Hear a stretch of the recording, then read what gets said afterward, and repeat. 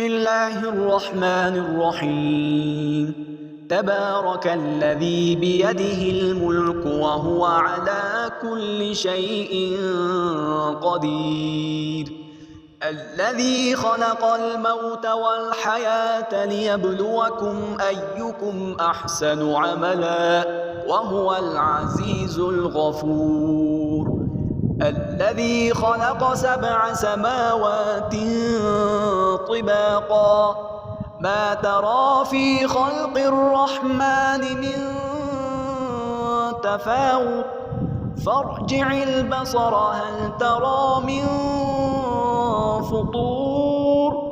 ثم ارجع البصر كرتين ينقلب إليك البصر خاسئا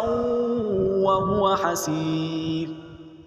ولقد زينا السماء الدنيا بمصابيح وجعلناها رجوما للشياطين وأعتدنا لهم عذاب السعير وللذين كفروا بربهم عذاب جهنم وبئس المصير إذا ألقوا فيها سمعوا لها شهيقا وهي تفور تكاد تميز من الغيظ كلما ألقي فيها فوج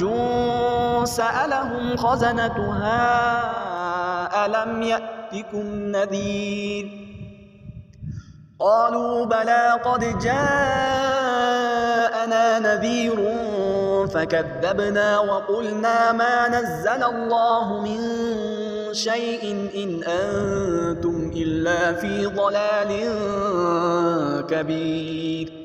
وقالوا لو كنا نسمع أو نعقل ما كنا في أصحاب السعير